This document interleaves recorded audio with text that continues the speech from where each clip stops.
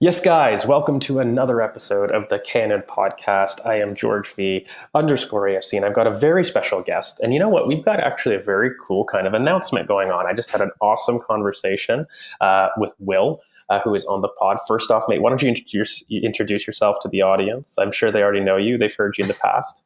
For sure. Will Balsam. You can find me Twitter, YouTube, TikTok, same handle everywhere. I think Hail End Productions on a couple of those. Probably know me as that originally, but recently changed it back to my name, Will Balsam. But yeah, covering all things Arsenal Academy and always a joy to chat with George about it. Thanks, mate. And I mean, as you said in your description of your account, that's kind of the purpose of this big partnership. So hopefully everybody that's watching, both YouTube members, patrons, and anybody that's new, because this is going to be going out to YouTube as a little spotlight, we're hoping to do these regularly in terms of a monthly update on the Academy. So you're going to be able to see both me and Will and our lovely North American voices. That doesn't infuriate anybody, but talk about the Academy, talk about players that we like. We're going to do some spotlight episodes, and then we're going to do some reviews about the U18s, the U21s, the lone players, and then maybe even some integration talk and maybe some any coaching news as far as the Academy goes. But this will be your one-stop shop for an Academy dump to come in every month. So if you guys do like it, I'd urge you guys to just drop down in the description, give a follow on the Patreon. You can even try it for a free trial. See if you like this episode, stick around with us. And if you don't, no sweat. But this will be something that we'll be organizing every month. And I'm really excited to do it with Will.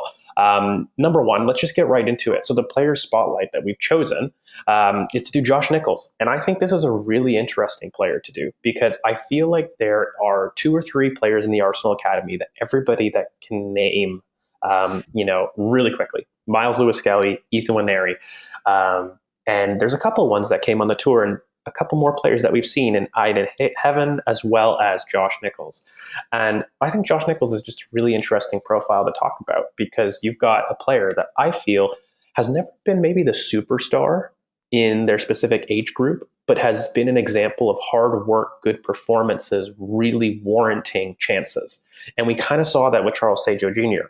in terms of a little bit of his progression pathway. And I think Josh Nichols and him share that similar level of performance where consistency actually bought him his chance. And this is a really interesting profile. First off, for you, what kind of a player is he? Where does he play for people that maybe don't know if they didn't remember from preseason? And what kind of player do you feel like he kind of emulates? For sure. I mean, he is traditionally a right back. That's probably where he's at his best. But similar to Charles Sago Jr., I think his hard work and ability to wanting to play multiple positions at the youth level has helped his progression because similarly to Charles Sago Jr., who really naturally is probably a left winger, but played a lot of center forward and played a lot of right wing, Josh Nichols played quite a bit of left back at a time when Sousa left.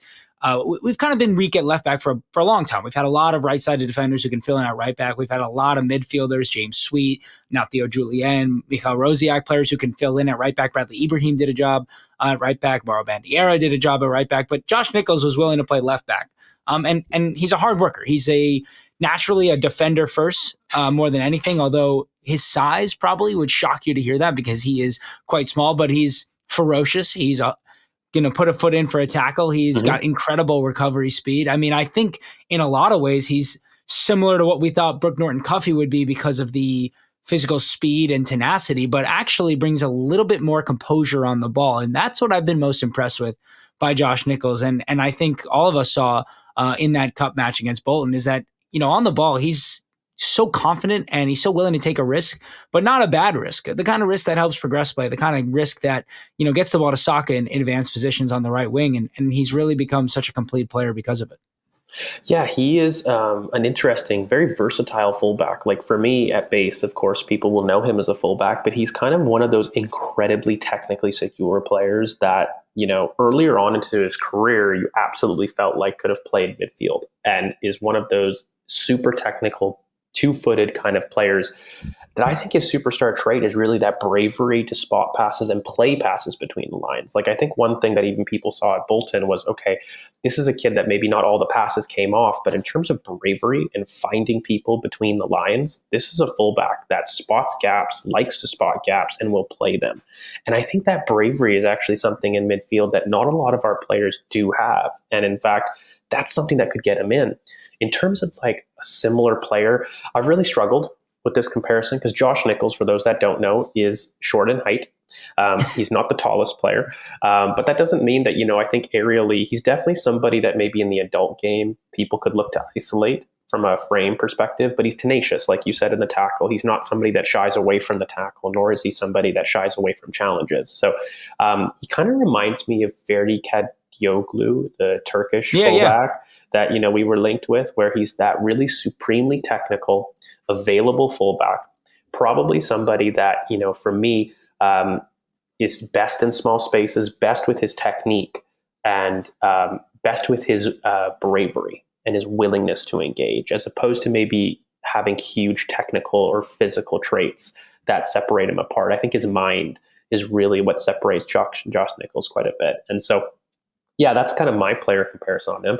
Let's go through really quickly strengths and weaknesses for you. So when you watch Josh Nichols, we'll start with the bad and then end on the good. What do you think he can work on a little bit? Yeah, I mean, I think as much as I love his bravery in those tighter spaces and his ability to play those balls, I would like to see him try and carry the ball a little bit more. I think that was the one aspect, and I think he had an excellent debut against Bolton, but I thought there were a few times where, they were giving him space to carry the ball, and he has the speed, he has the technique, he has the ability to not lose the ball and be confident in that, and I'd like to see him carry a little bit more. A couple of times he overlapped. I thought, we got into good positions. And to go along with that, I think the crossing needs some work. If he's going to be an overlapping type of right back, which I think in the long term, we're going to see that in the final third. I don't think we're going to see him, the way Timber or Calafiori pop up in those half spaces in the final third. I think you'd see him more overlapping. I think he needs to work on that crossing. And then defensively, I mean, you talked about it. He's not huge in stature, so the aerial duels will always be an issue. So making sure he's in the right position. I think sometimes he can lose a runner in behind and rely on that recovery pace that he does have.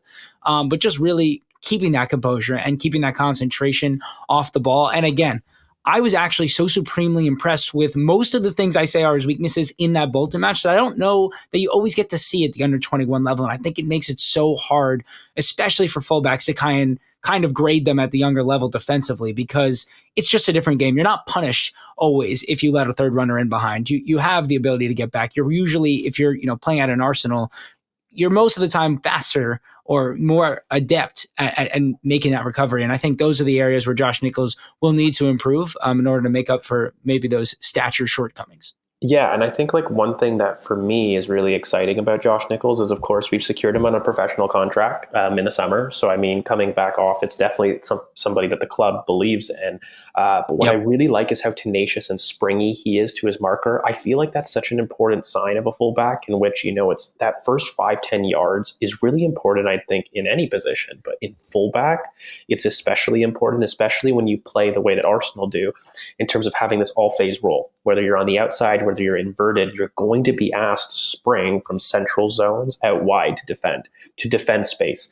And I think in preseason, it wasn't even just against Bolton, but there was just a moment when even we faced Chelsea and, he was up against Jadon Sancho, who's a very tricky winger on his own. Maybe he doesn't have the physical separation, but he did a really good job of making sure to win his duels and early beat Jadon Sancho and kind of make up for maybe some of those physical differences by being really quick, intelligent, and being able to anticipate where people go. So I think for me, his mind is one of his strengths. His weaknesses, I'm kind of with you, where I feel like oddly his carrying, it's not even a weakness, I would say, because he's incredibly technical, but he's shy in terms of on the outside.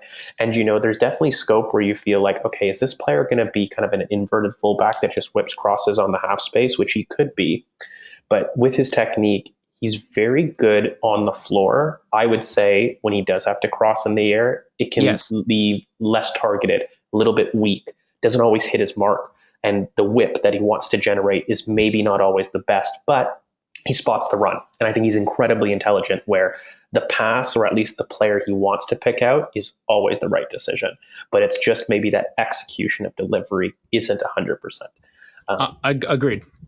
Yeah. And I think it kind of goes hand in hand, right? Like, if he can play those great passes between the lines, which he can do so well, and then match that with the overlapping ability of getting to the byline and carrying, all the way to the end line, then those things can work together, because he'll get himself in such better opportunities to cross the ball. I think more often than not, we've seen him get himself into not the best crossing opportunities where you don't really have the chance to really aim, right? You feel like you just have to get it in the box. And I think as those two things kind of progress, and honestly, this is the kind of player where I don't worry about his weaknesses, because any weakness he's had in the last 2 years, he's continued to work hard at and get better at. And so it just gives you such confidence. Whereas I think with prior fullbacks specifically at the academy, they never really worked on those weaknesses. I always felt that they relied on their strengths so much that they didn't worry about the weaknesses, and that kind of stunted their progression. No, I agree. And you know what? I think you're really smart to bring up his coachability, because I really think that's what Mikel and the coaching staff at Arsenal have really liked about Josh Nichols, because he is somebody that has shown incredible evolution in the last couple of years and a willingness to work on those weaknesses that, he wasn't strong in. And so I think that coachability is actually kind of exciting. And so, look, he's 18 years of age right now. He's definitely had some taste of first team football. He's shown his flexibility and versatility in terms of being both out wide. And you know what? I think I'd argue even as an inverted fullback, he is definitely somebody that could be a jack of all. The only thing is, I would argue sometimes that last part of the statement, master of none, could be something that influences his career. But for you, where do you see Josh Nichols in terms of integration? And we don't want to be limiting players here, so I'm not trying to give you, hey, is he making the bench in the A grade? But in terms of talent level, how do you see his integration with Arsenal, A? And then B, where do you see him in the team 2 to 3 years down the line? Like, what kind of role? Are we talking about a squad player for you? Are we talking about a starting fullback for you? Somebody that can change the way that we play? Where are you at with Josh Nichols? For sure. I mean, listen, right back in a lot of ways is maybe one of the hardest spots to get into this team right now, and maybe in the next couple of years. You've got Timber and White, who are probably two of the best in the world in the same squad, who both have a pretty good hold on that right back position. You got Tomiyasu, who, I mean, I don't know what position Tomiyasu plays, but we've seen him do quite well at right back. So I think it's a tough place for Josh Nichols to be. I think the thing that goes well for him is actually the fact that he can be inverted and he can overlap. He can do both, which I think we have seen Timber and White both do quite successfully as well. I mean, obviously, Josh is never going to be as technically sound as Timber. I just don't think there are many players who reach that level. But, he does have some great defensive acumen. If Timber can be used in the center defense as an option, he can be used on left back. Yeah, there's a role for Josh Nichols to play at this club for sure. I think, to me, what the next 12 months looks like is maybe he plays against Preston in the League Cup, maybe makes a couple more benches, and then I think January you find him a loan spell where he can spend the next 6 months, and then we get a real taste of what he can do consistently, right? I mean, I think you look at one performance, you look at the summer, these are all great things, but can he go play for 6 months, week in and week out, and put these types of performances in? Because then you can start planning for the future. Then it's okay, is Josh Nichols going to go on loan for 1 year to the championship, one more year of Ben White or Timber, and then we move on from one of them, and Josh Nichols plays a role in 2 or 3 years? I think that's a realistic timeline. I think trying to get Josh Nichols into this first team in the next 18 months is a near impossible task. He would really have to force the issue, and I think that's, again, nearly impossible. But this is a player I think Arteta really likes, his coachability, as you mentioned, and he's one who continues to work hard. And when someone rises this quickly through the ranks, it's usually not by accident. So, and I think we'll talk about a few players who have done that in the last year or so. Ishmael Kabia is one who really kind of comes to top of mind in that situation. But yeah, Josh Nichols needs to hopefully play in that Preston match, hopefully make the bench a few more times, and then do a little 18 months of loan spells. And hopefully we're sitting here talking about him being a part of the first team squad in, I guess that'd be 26, 27.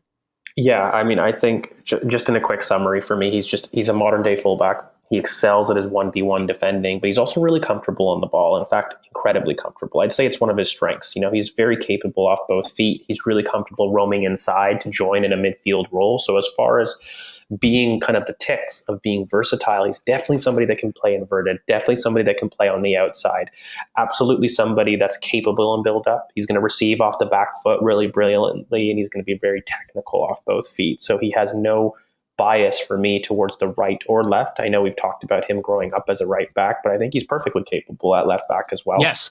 And incredibly confident in terms of playing there. And I think in terms of his role, I really agree with you in terms of integration. I think that there's an opportunity in the next couple months in order to be in and around the first team, cement your U21 status, because again, it was only last year that he really got introduced to the U21s, right? So he's only got a year there. It's actually been quite a fast rise. And so, Yes.